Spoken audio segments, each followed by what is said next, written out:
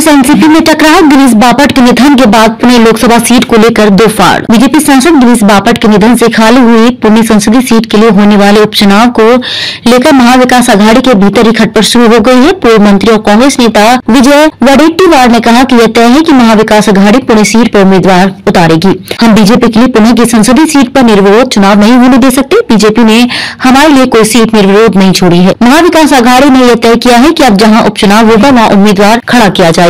दूसरी तरफ एनसीपी नेता तथा विधानसभा में नेता विपक्ष अजीत पवार ने कहा कि इतनी जल्दी क्या है, गिरीश बापट के निधन को अभी 3 दिन ही हुए हैं। इंसानियत नाम की भी कोई चीज होती है। महाराष्ट्र की एक सभ्य राजनीतिक परंपरा है। अगर हम अभी से चुनाव की बात करने लगेंगे तो लोग हमारे बारे में क्या सोचेंगे। दूसरी तरफ पुणे की खाली हुई सीट के लिए होने वाला उपचुनाव बीजेपी निर्विरोध कराना चाहती है। बीजेपी के प्रदेशाध्यक्ष चंद्रशेखर बावनकुले ने शुक्रवार को कहा कि महाराष्ट्र में उपचुनाव निर्विरोध कराने की परंपरा रही है। पुणे सीट का उपचुनाव निर्विरोध कराने के लिए वे दूसरे राजनीतिक दलों के प्रमुख नेताओं से मिलकर जल्द ही बात करेंगे। एक तरफ बीजेपी इस सीट पर निर्विरोध चुनाव कराने की बात कर रही है, वहीं दूसरी तरफ बीजेपी के भीतर इस बात पर भी मंथन चल रहा है कि उपचुनाव में किसे उम्मीदवारी दी जाए। पुणे संसदीय क्षेत्र की कस्बा विधानसभा सीट पर हाल ही में हुए उपचुनाव में बीजेपी की शर्मनाक हार से बीजेपी सहमी हुई है।